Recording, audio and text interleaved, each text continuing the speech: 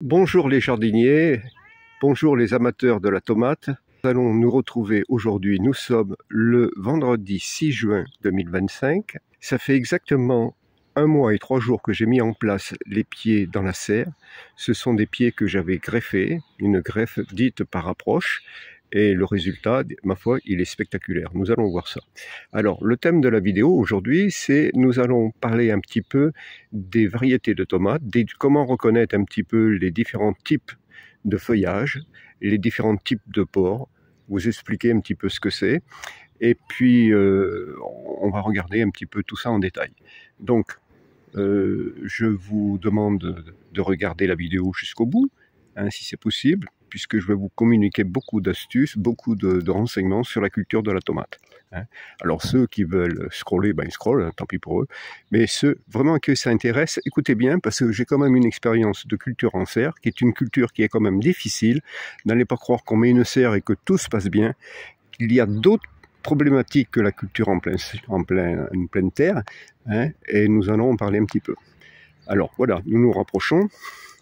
À l'entrée de la serre, je mets toujours 2 ou 3 pieds de tomates dites cerises, même si celles-ci vont être un petit peu plus grosses du fait du greffage. Alors, c'est des variétés que j'ai créées. Je peux dire franchement, j'ai créé une variété, enfin même plusieurs. Celle-ci, je l'ai élaborée à partir d'une tomate qui était une tomate commerciale qui s'appelle Piccolo. C'est une tomate qui est très, très bonne, mais je l'ai rendue encore plus délicieuse.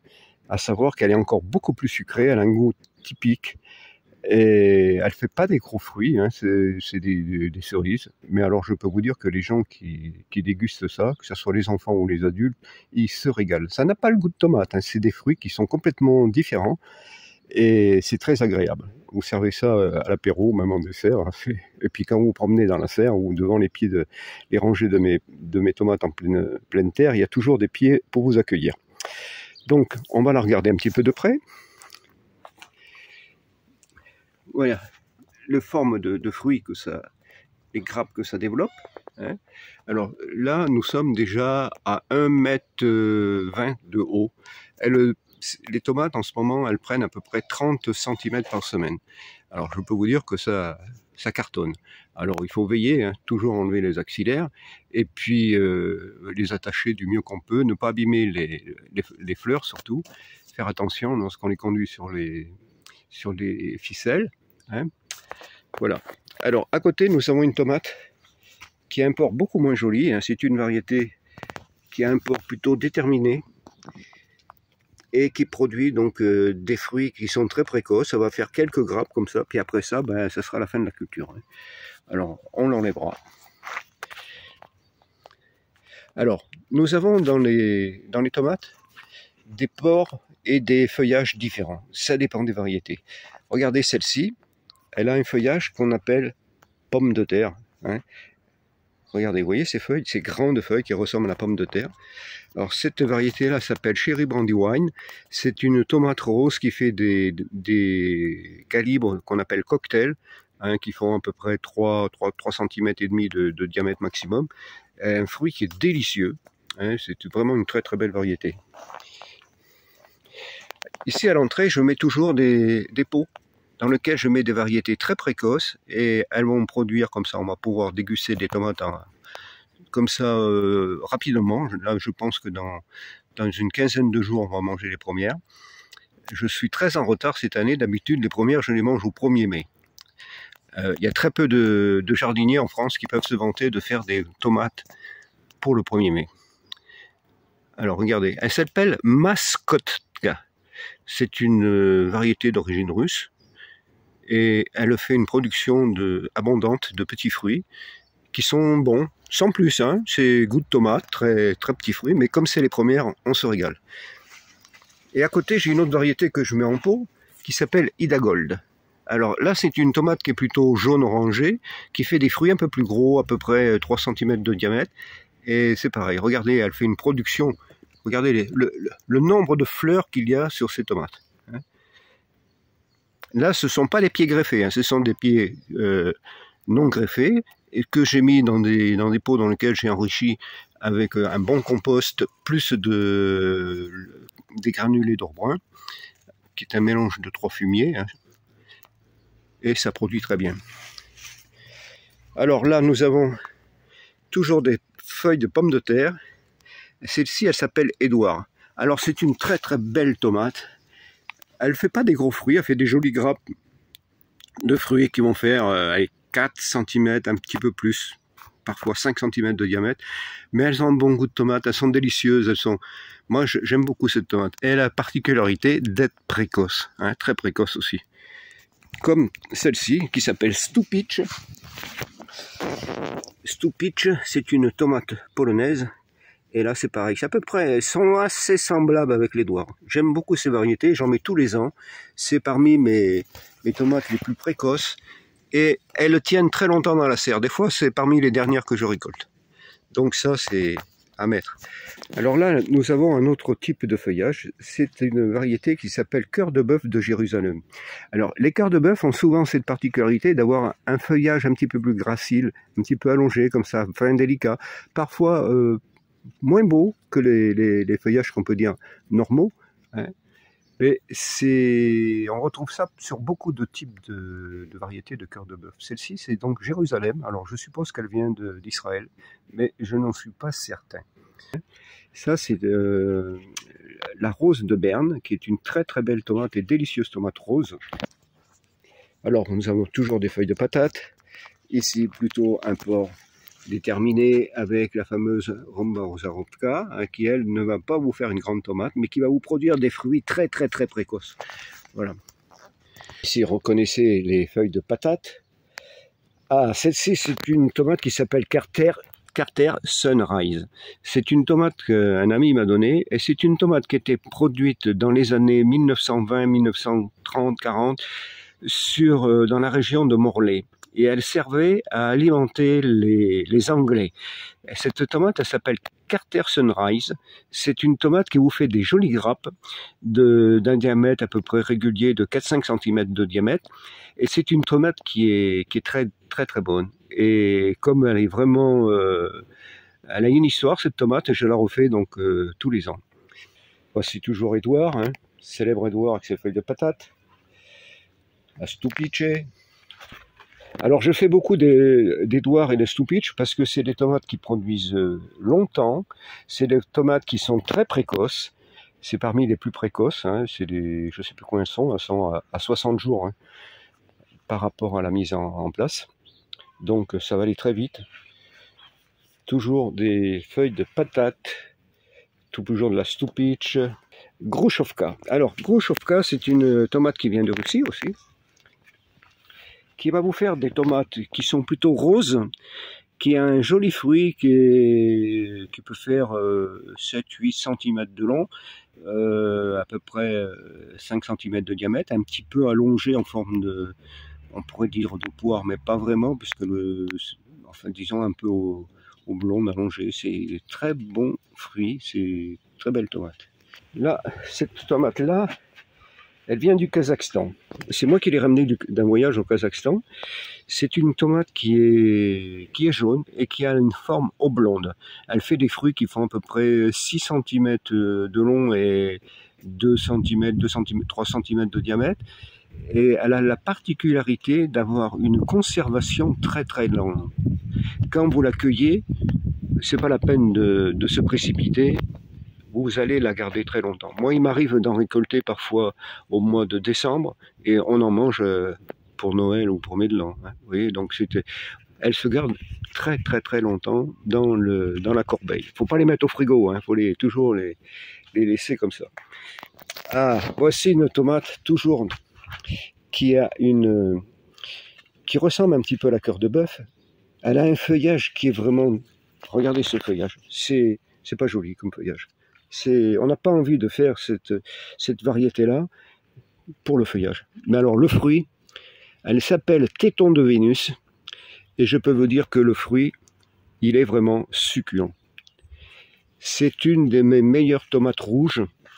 elle est charnue, elle est juteuse, elle est délicieuse, puis elle est magnifique. Elle a une forme un petit peu de cœur, hein, comme un cœur, avec une petite pointe à l'extrémité, et qui fait penser au téton de Vénus. Ah, celle-ci, elle s'appelle Orange Russe 117. C'est une des meilleures tomates que je connaisse. Elle est couleur bigarrée, jaune-orangé. Elle est délicatement parfumée, elle est douce, elle est... Tous les gens à qui j'en donne me disent, mais c'est quoi cette tomate? Mais c'est vraiment...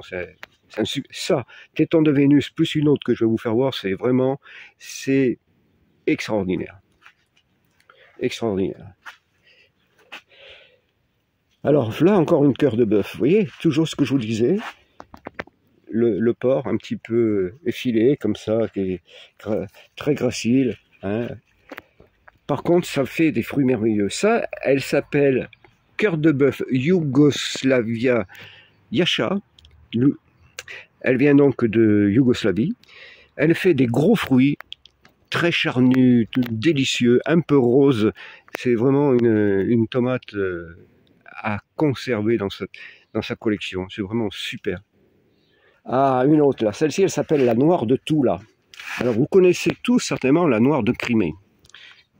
Eh bien, cette noire-là, elle ressemble un peu à la noire de Crimée, mais elle est différente quand même. Et alors, au point de vue gustatif, c'est vraiment quelque chose d'incroyable.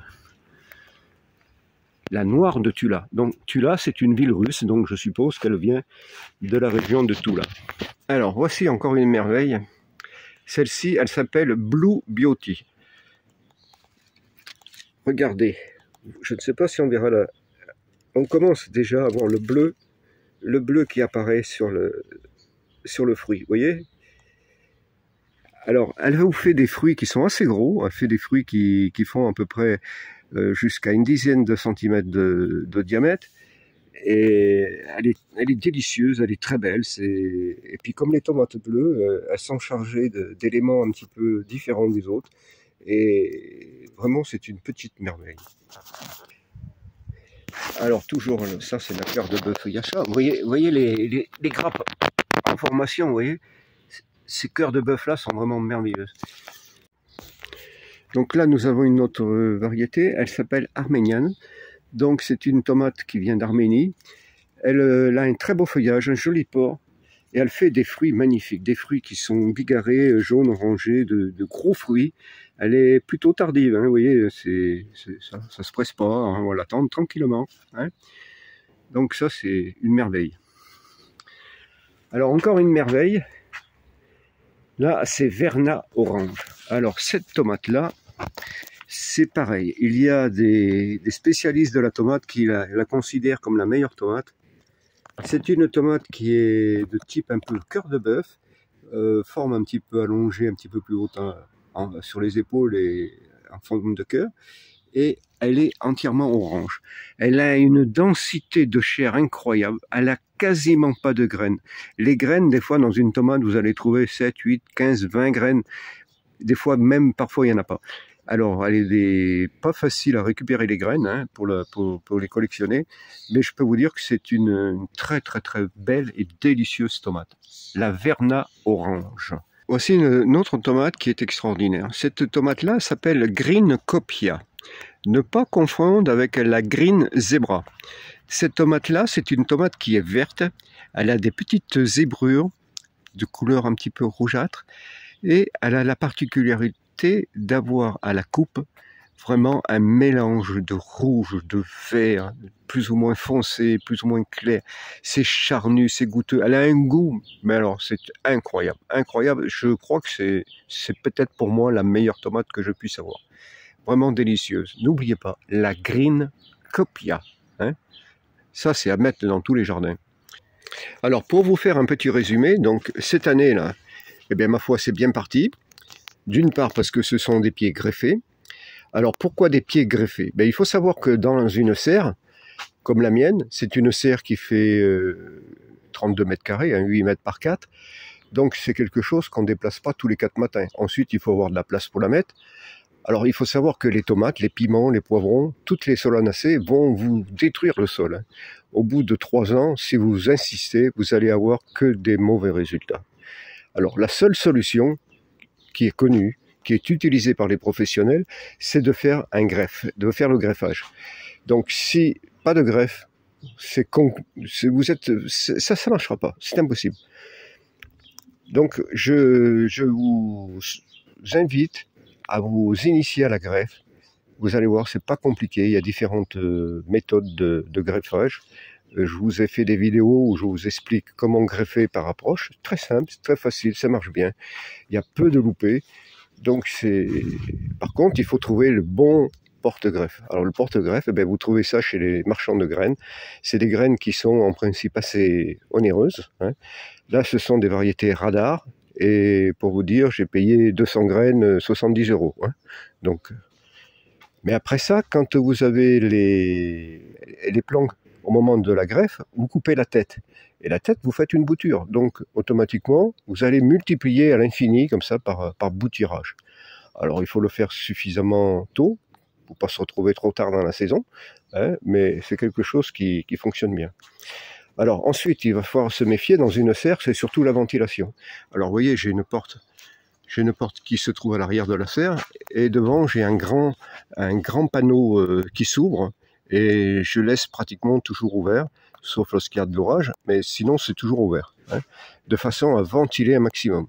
Alors l'arrosage, j'ai mis des tuyaux poreux, donc j'ouvre de temps en temps quand je vois que les plantes en ont vraiment besoin, avec un petit jet en forme de pommes d'arrosoir, j'arrose un petit peu au pied, de façon à faire pénétrer un petit peu le compost. Vous voyez, je l'ai fait ce matin, vous voyez, le compost est humide, donc ça va faire pénétrer un petit peu le compost et les matières nourrissantes dans la terre, et ça va enrichir encore votre sol.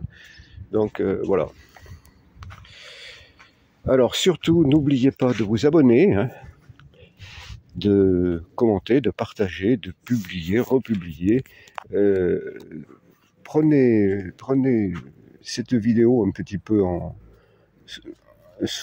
la conserver quelque part, vous en aurez besoin si vous voulez faire de la tomate en serre surtout, hein, je dis bien en serre. En pleine terre c'est différent, hein, mais en serre, ne croyez pas que c'est facile, c'est délicat la culture en serre. On a moins d'attaques de mildiou, mais on n'est pas exempt de maladies cryptogamiques, hein. Vous avez la cladiosporiose, quelque chose d'affreux, c'est un peu la maladie de la serre. Et si jamais vous n'aérez pas, ça vous y avez droit à tous les coups, hein. Il y a d'autres maladies, un petit peu comme le botulisme, qui peuvent arriver, qui vont vous pourrir un petit peu les fruits et puis abîmer aussi les feuilles. Vous avez d'autres maladies un petit peu genre oïdium, mais moins. Mais le mildiou, ça arrive, hein, alors, le traitement pour le mildiou, il y a une solution, la bouillie bordelaise, moi je ne fais pas, parce que d'abord, on met du cuivre dans le sol, en plus ça vous peint les tomates en bleu, c'est pas joli, il faut bien nettoyer les fruits, tout ça, moi j'aime pas.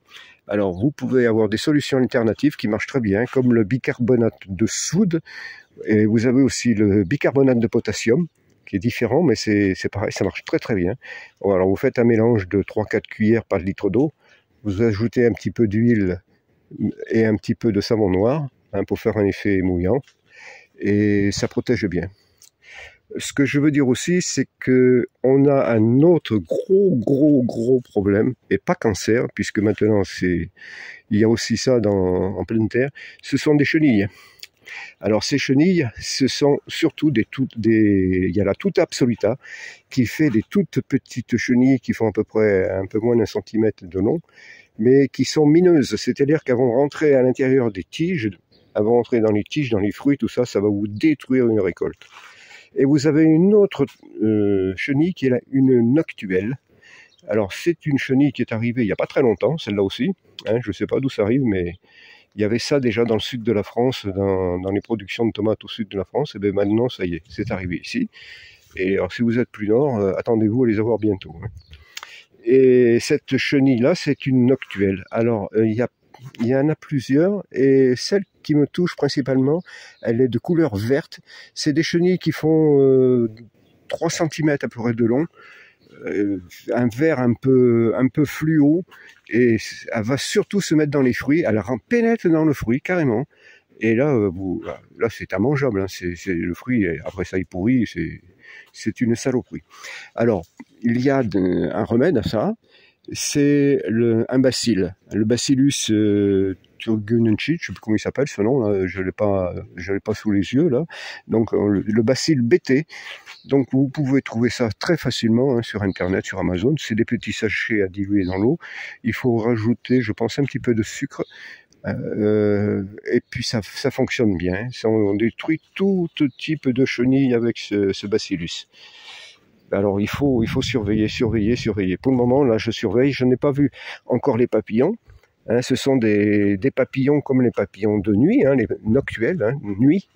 Donc, si vous voyez les papillons, hein, vous les éliminez. Alors, vous avez aussi d'autres ravageurs, hein, comme punaises vertes, tout ça, ça peut faire du dégât dans les serres. Donc, il faut se méfier de tous ces bestioles-là. Et puis, bien sûr, en pleine terre, pour les cultures de tomates, ben, c'est pareil, hein, la tuta et la noctuelle, elle ne va pas se gêner. Il y a un autre fléau ici, c'est les merles. Ben, les merles, ils adorent les tomates. Alors, ils les attaquent par dessous le fruit, et puis là, ils vous vident le fruit carrément. Alors, pour moi, j'ai trouvé une solution, c'est-à-dire que je mets un filet à la porte arrière, un filet à la porte avant, et les merles, ben, ils regardent. Par contre, en pleine terre, c'est plus difficile. Là, la solution, si on peut dire, c'est de cueillir les fruits vraiment avant qu'ils soient mûrs et les laisser mûrir d'une façon naturelle une fois cueillis, parce que la tomate, une fois cueillie, elle continue de mûrir. Mais c'est dommage, c'est vraiment dommage. Alors tout ça, c'est des choses à surveiller de près. Alors, les amis, je vous dis bientôt, et n'oubliez pas de commenter, ça me fait plaisir, je répondrai. Partagez, likez, abonnez-vous si ce n'est pas fait. Et à très bientôt pour d'autres vidéos sur la tomate. Hein. Là, on s'est promené, vous avez vu, j'arrête pas de me promener dans la serre en vous montrant un petit peu ces tomates. Hein. Donc, vous voyez, là, je suis au-dessus de la ceinture. Hein. Donc, c'est quelque chose qui va vite en ce moment. Allez, à très bientôt.